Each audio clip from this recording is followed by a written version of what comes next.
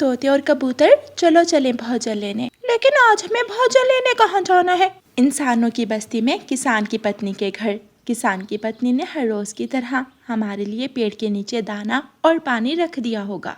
चिड़िया, कुछ इंसान आज भी हैं जिनकी वजह से हम पक्षियों का जीवन आसान है। हमें खाने को दाना मिल जाता है और पीने को ठंडा पानी। फिर वो तीनों दोस्त इंसानों की बस्ती की तरफ चले जाते हैं। रास्ते में उन्हें कालू कौवा भी मिल जाता है। रुको रुको, मुझे भी साथ लेते जाओ, मैं भी भूखा हूँ। कौवे भैया, लेकिन याद रखना, इंसानों की बस्ती में जाकर कोई शरारत मत करना। ऐसा ना हो कि इंसान को गुस्सा आ जाए और हमारा दाना पानी बंद हो जाए। वो सब फिर से उड़ते हैं। मेरे पक्षी दोस्त आने ही वाले होंगे, मैं उनके लिए दाना पानी रख देती हूँ। ऐसे सोचकर किसान की पत्नी एक मिट्टी के बर्तन में पानी डालती है और दूसरे में दाना। किसान की पत्नी दाना पानी पेड़ के नीचे रख देती है। पक्षी हर रोज की तरह आते हैं और पेड़ के नीचे बैठकर दाना पानी खाने लगते हैं। वो सब बहुत खुश थे, सब कुछ ठीक चल रहा था। लेकिन एक दिन जब किसान की पत्नी बर्तन में दाना डालकर पेड़ के नीचे रखने लगती है तो किसान अपनी बैलगाड़ी लेकर खेत से आ जाता है। वो अपनी पत्नी को देख लेता है। ये क्या हो रहा है? पति जी, मैं हर रोज थोड़े से दाने पक्षियों के लिए यहाँ रख देती हूँ। मेरे पास इतने दाने नहीं हैं जो मैं जंगल से आने वाले पक्षियों को दूं। मेरे पास मुर्गियां भी हैं, जो दाना ज्यादा होता है वो मेरी मुर्गियों को डाल दिया करो। पति जी, पक्षी बेचारे बहुत दूर से आते हैं, अगर मैंने उनके लिए दाना ना रखा तो वो कहाँ जाएंगे? मेरी तरफ से भाड़ में जाए। मैंने कहा ना, मेरे पास उन पक्षियों के लिए दाना नहीं है। किसान की पत्नी परेशान होकर दाना पानी रखे बिना ही घर में चली जाती है। पक्षी भी थोड़ी देर बाद आ जाते हैं, लेकिन आज पेड़ के नीचे कुछ भी ना था, ना दाना ना पानी। आज तो किसान की पत्नी हमारे लिए दाना पानी रखना भूल ही गई है। भूल नहीं गई, मैंने मना कर दिया है। चले जाओ यहाँ से, आज से तुम्हें मेरे घर से कुछ भी मिलने वाला नहीं है।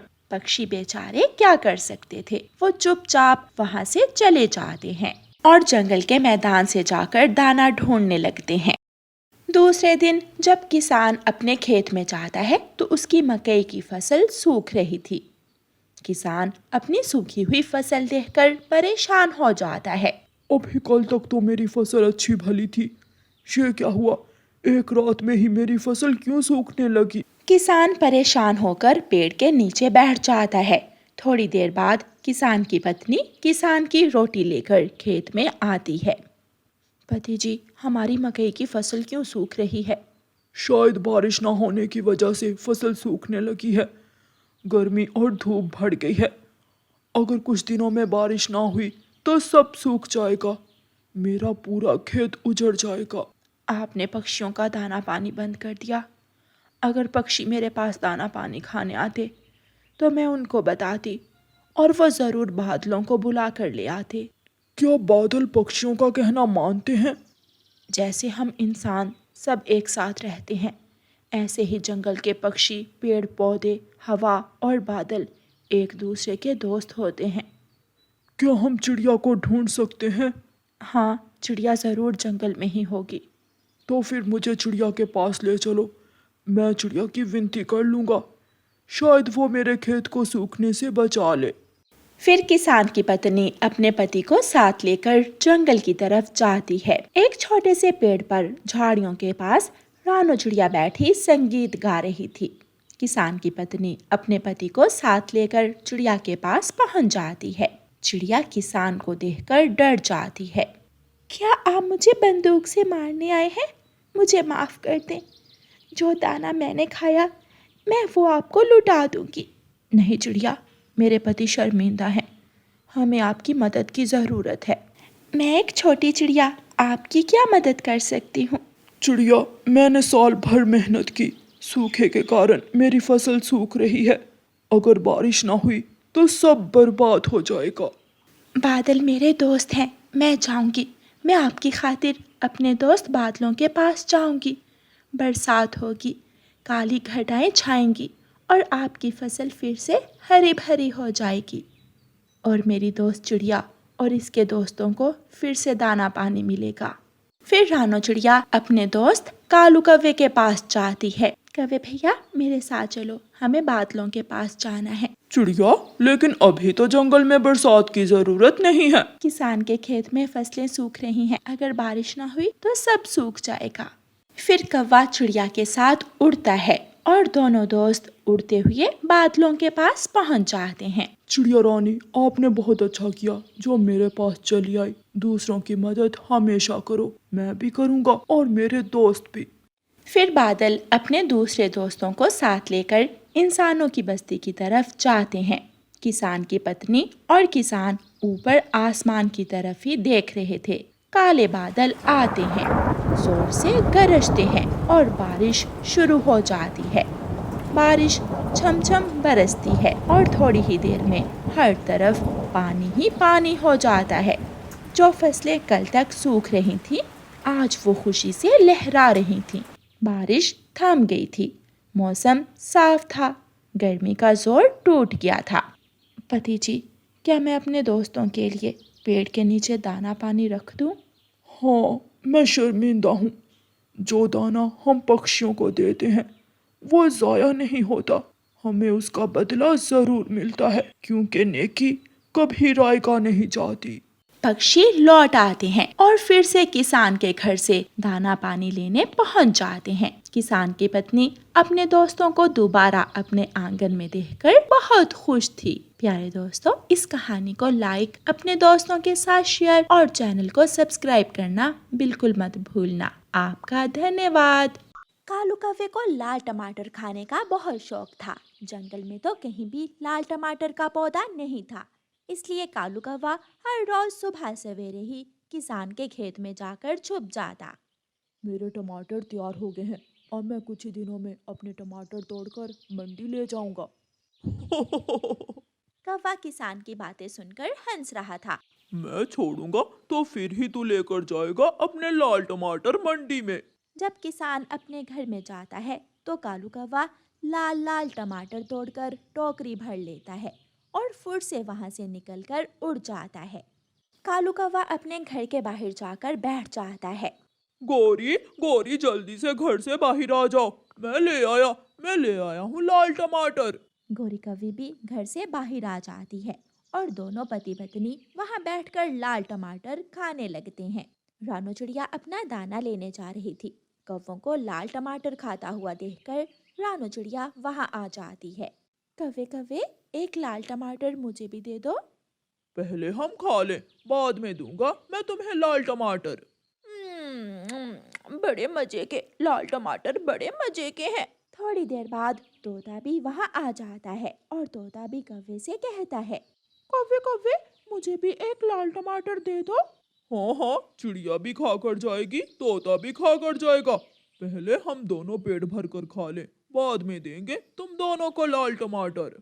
चिड़िया और तोता कौवों का मुंह देखते रह जाते हैं। कौवी और कौवा सारे ही लाल टमाटर खा लेते हैं और आखिर में एक गला हुआ टमाटर गौरी जोर से तोते के मुंह पर मारती है।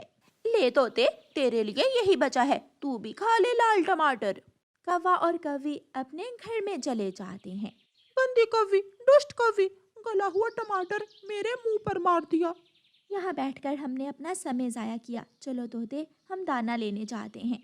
फिर चिड़िया और तोता दाना लेने चले जाते हैं।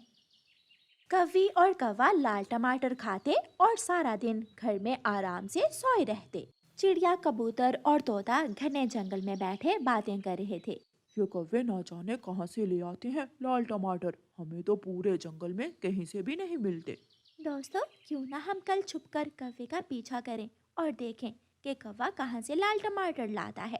हम ऐसा ही करेंगे, हम कल जानकर ही रहेंगे कि कौवा लाल टमाटर आखिर लाता कहाँ से है।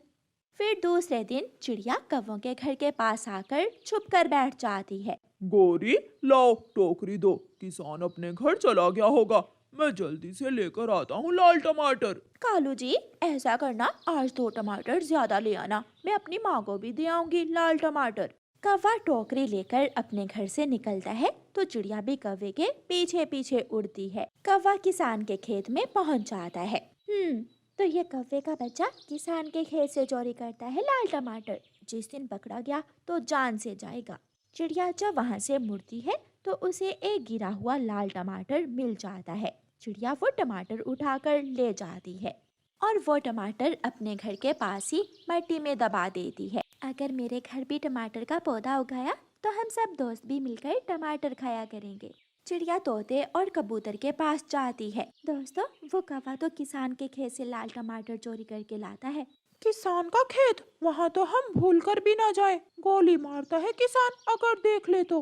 कौवा आज फिर आसानी से टमाटर चोरी करके ले आया था। दोनों पति पत्नी आज फिर लाल टमाटर मजे मजे से खाते हैं। वो कहते हैं ना कि चोर एक ना एक दिन तो पकड़ा ही जाता है। कुछ दिनों बाद कौवी भी कौवे के साथ जाती है। कौवी और कौवा खेत में ही बैठकर टमाटर खाने लग जाते हैं और किसान दोनों को देख लेता है।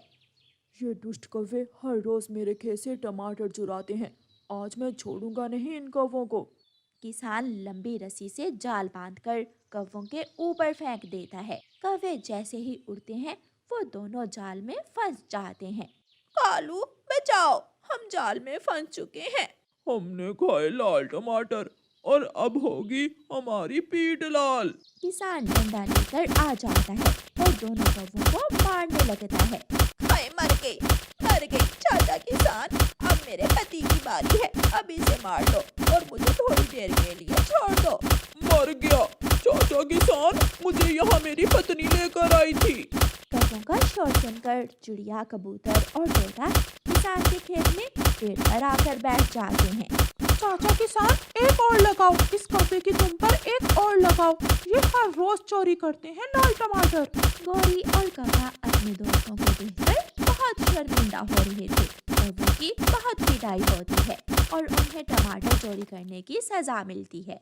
कुछ ही दिनों बाद चिड़िया का टमाटर का पौधा भी उग आता है, जिस पर हरे हरे टमाटर लग जाते हैं। चिड़िया और उसके दोस्त बहुत खुश थे क्योंकि अब कुछ दिनों तक उन्हें भी लाल टमाटर खाने को मिलने वाले थे। कालू कौवा और गोरी कौवी रानो चिड़िया के पास जाते हैं। चिड़िया, अब इस जंगल में हम इकट्ठे नहीं रह सकते, आधा जंगल तुम ले लो और आधा जंगल हमारा हुआ।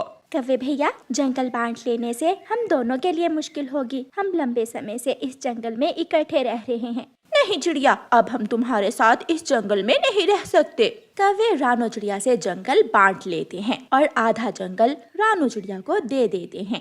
कौवे अपने आम के पेड़ से मजे मजे से आम तोड़ तोड़ कर खाते हैं। कालू जी, इस पेड़ पर और भी ढेर सारे आम हैं, क्यों ना मैं कुछ आम तोड़कर अपनी माँ को दे आऊं। हाँ हाँ, बहुत अच्छे, जल्दी जाओ और कुछ आम तोड़कर अपनी माँ को दे आओ। गोरी कुछ आम तोड़कर अपनी माँ को देने चली जाती है। रानो चिड़िया जब अंगूर की बेल के पास से गुजरती है तो उसकी अंगूर की बेल सूख रही थी। मेरी अंगूर की बेल तो सूख जाएगी, मुझे इस बेल को पानी देना चाहिए। रानो चिड़िया अपने घर जाती है और घर से पौधों को पानी देने वाला डिब्बा उठाकर नदी पर जाती है। चिड़िया नदी से पानी भरकर अंगूर की बेल को देती है। अंगूर की बेल की प्यास बुझ जाती है और वो बेल अच्छी भली हो जाती है। कौवों के जंगल में एक बड़ा और ऊंचा खजूर का पेड़ सूख रहा था। दूर से बैठी रानो चिड़िया खजूर के उस पेड़ को देखकर कौवों के पास जाती है और कौवों से कहती है, कौवों, तुम्हारा वो सामने वाला खजूर का पेड़ सूख जाएगा, जल्दी से उस पेड़ को पानी दे दो। वो खजूर का पेड़ हमारा है, तुम्हारा नहीं है, तो फिर तुम कौन होती हो हमें भाषण देने वाली? चल भाग यहाँ से। अगर ऐसे ही जंगल के पेड़ सूखते रहे तो एक दिन तुम्हें खाने को इस जंगल से कुछ भी नहीं मिलेगा। चिड़िया चली जाती है और कुछ दिनों बाद खजूर का वो पेड़ सूख जाता है और उसकी जड़ें उसका साथ छोड़ देती हैं। वो पेड़ टूटकर जमीन पर गिर जाता है। कोई बात नहीं, इस पेड़ जैसे और भी कई पेड़ जंगल में हैं, एक पेड़ से हमें कोई फर्क नहीं पड़ता। अभी 3 दिन ही गुजरे थे कि उस जंगल में एक लकड़हारा पक्षी अपनी बैलगाड़ी लेकर आ जाता है। वो कौवों से पूछता है, कौवों, मैं लकड़हारा पक्षी हूँ, ये जंगल किसका है? क्या अंधे हो? ये जंगल हमारा है, हम ही मालिक हैं इस जंगल के। मैं यहाँ लकड़ियाँ लेने आया हूँ, क्या तुम अपने जंगल के कुछ पेड़ मुझे बेच दोगे? हाँ हाँ, क्यों नहीं, इस जंगल में बहुत से पेड़ हैं, तुम जितने चाहो पेड़ हमसे खरीद सकते हो। फिर कौवा उस लकड़हारे पक्षी को बड़े बड़े 2 अमरूद के पेड़, एक अनार का पेड़ और एक नारियल का पेड़ बेच देता है। कालू कालू जी, पूरे 1,000 रुपए हो गए मेरे पास। अब मैं इन पैसों से अपने लिए सोने का हार लूंगी। वो लकड़हारा पक्षी सबसे पहले बड़ा नारियल का पेड़ काटने लगता है। रानो चिड़िया अपने जंगल में आम के पेड़ को पानी दे रही थी। उसे कौवों के जंगल में कुल्हाड़ा चलने की आवाज आती है और रानो चिड़िया जल्दी से कौवों के जंगल में आती है। रुक जाओ लकड़हारे, तुम इस हरे भरे नारियल के पेड़ को क्यों काट रहे हो? क्योंकि मैंने कौवों को पैसे दिए हैं, मैंने दाम देकर खरीदे हैं ये पेड़। हाँ। वो लकड़हारा फिर से पेड़ काटने लग जाता है और चिड़िया बेबस निराश होकर वापस अपने जंगल चली जाती है। आहिस्ता आहिस्ता कौवे अपने जंगल के सभी बड़े पेड़ खत्म कर देते हैं और फिर गर्मियों का मौसम शुरू हो जाता है। कौवों के लिए छांव में बैठने के लिए कोई पेड़ नहीं था। दोनों कौवे बहुत परेशान हो जाते हैं। सूरज की गर्मी बहुत तेज थी। कौवे खुद को गर्मी से बचाने के लिए घास में छुप जाते हैं। कालू जी, यहाँ तो हवा भी नहीं लग रही। गौरी, मुझे भूख लगी है, तुम यहाँ बैठो, मैं खाने के लिए कोई फल ढूंढ कर लाता हूँ। कौवा उड़ता है और उड़ते उड़ते सारे जंगल में घूमता है, लेकिन उसे कहीं भी कोई फल नहीं मिलता। भूखे पेट उड़ना बहुत मुश्किल था। वो वापस चाहता है। कालू, कहीं हमने इस जंगल के सारे पेड़ पौधे काट कर गलती तो नहीं की? नहीं, कोई गलती नहीं की, हम दाना खा लेंगे। फिर वह थोड़ी दूर से दाना ढूंढकर खा लेते हैं। वही लकड़हारा अपनी बैलगाड़ी लेकर चिड़िया वाले जंगल में भी जाता है। चिड़िया चिड़िया, अगर तुम चाहो तो अपने जंगल के पेड़ भी मुझे बेच सकती हो। निकल जाओ मेरे जंगल से, मैं कौवों की तरह लालची नहीं हूँ जो कुछ पैसों की खातिर अपने हरे भरे पेड़ तुम्हें बेच दूंगी। और लकड़हारा चिड़िया के जंगल से चला जाता है। दिन गुजरते गए और रानो चिड़िया के जंगल में पेड़ बढ़ते गए। आहिस्ता आहिस्ता चिड़िया का जंगल पहले से भी हरा भरा हो जाता है और कौवों का जंगल तो पूरी तरह वीरान हो चुका था। गौरी कौवी जब नदी पर पानी पीने जाती है तो नदी में पानी भी सूख चुका था। गौरी कौवी कालू को जाकर बताती है। कालू, नदी से पानी भी सूख गया है। मैं अभी बादलों के पास जाता हूँ और बादल आकर बारिश बरसाएंगे, नदी फिर से पानी से भर जाएगी। कौवा बादलों के पास जाता है। बादल बादल, मेरे जंगल में बारिश बरसा दो। कौवे, मैं तुम्हारे जंगल में बारिश नहीं बरसा सकता क्योंकि तुम्हारे जंगल में पेड़ नहीं है। जिस जंगल में पेड़ नहीं होते, मैं उस जंगल में बारिश नहीं बरसा सकता। कौवा निराश होकर वहाँ से वापस चला जाता है। कालू, बादल कब आ रहे हैं? बादलों ने हमारे जंगल में आने से मना कर दिया है क्योंकि हमारे जंगल में पेड़ नहीं है। कालू जी, अब क्या होगा? आहिस्ता आहिस्ता जंगल में दाना भी खत्म हो जाता है और कौवों के खाने को कुछ भी नहीं बचता। गौरी कौवी भूख से मर रही थी। गौरी कौवी रोती हुई रानो चिड़िया के पास जाती है। चिड़िया चिड़िया, प्लीज मुझे कुछ खाने को दे दो, मैं भूखी हूँ। गौरी, चली जाओ यहाँ से, तुमने अपने जंगल के पेड़ काट कर बहुत बुरा किया। क्या तुम जानती हो कि तुमने अपने साथ साथ आने वाली नस्लों का भी बुरा सोचा है? गौरी कौवी रोती हुई वहाँ से चली जाती है और दोनों कौवे अपने वीरान जंगल में बैठे हुए थे। सामने चिड़िया के जंगल में ठंडी ठंडी हवा चल रही थी, फल थे, फूल थे और बारिश हो रही थी। कौवे अपने किए पर बहुत पछता रहे थे।